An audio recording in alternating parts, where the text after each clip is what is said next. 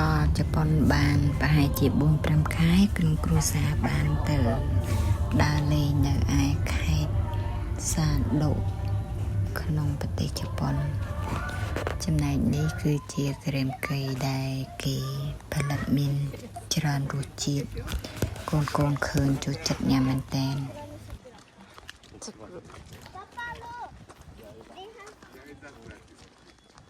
បន្ទាប់ពីទិញសម្បុត្រចូលទស្សនាហើយនៅតាមដងផ្លូវសម្បូរទៅដោយដើមឈើធម្មជាតិពណ៌ស្រស់ស្អាតហើយទេសជាតិលើគំនូនៅក្នុងនេះដែរគឺមានសត្វប្រភេទសត្វស្លាបមានច្រើនប្រភេទស្អាតគួរឲ្យគយគន់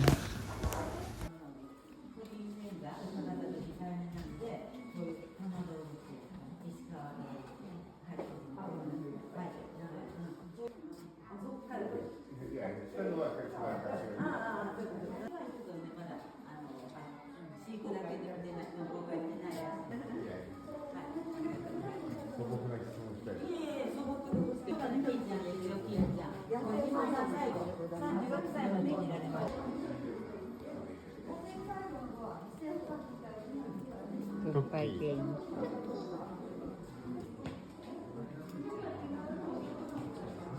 Yeah. Mommy, too scary, right? No.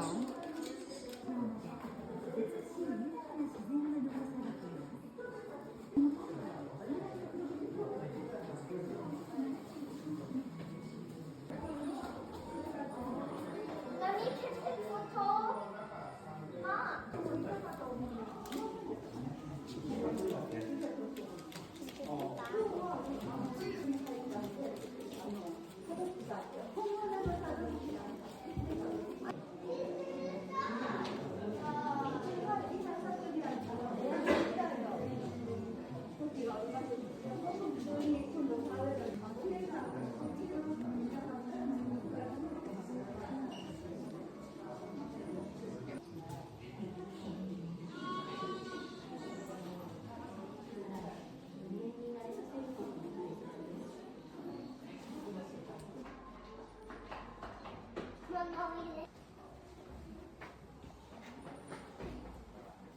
Oh, Taruto.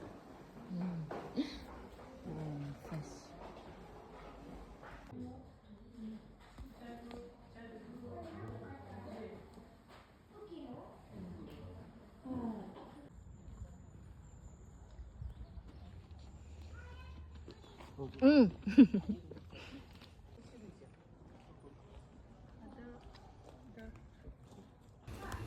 Nó khai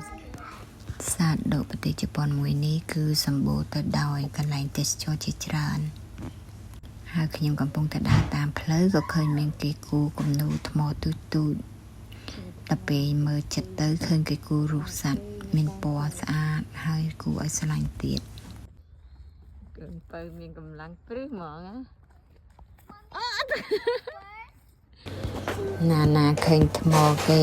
ឡើងទៅលើហ្នឹងគេខំឡើងតាមកម្មចតាថ្មគេនឹងដល់ពេលដើរទៅមើលចិត្តទៅអូសត្វស្លាបឃើញស្អាតហើយណាគេសុំថតរូបមួយម៉ាក់ថតអូនមួយម៉ាក់នេះបានដូចចិត្តថតព្រឹបអូខេណាត់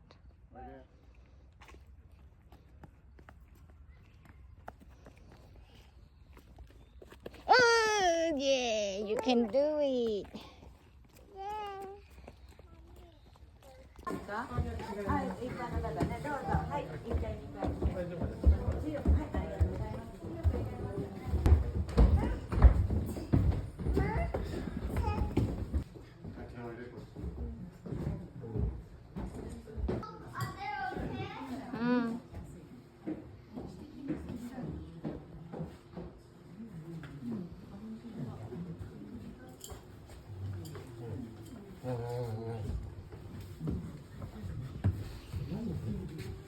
Mama, down.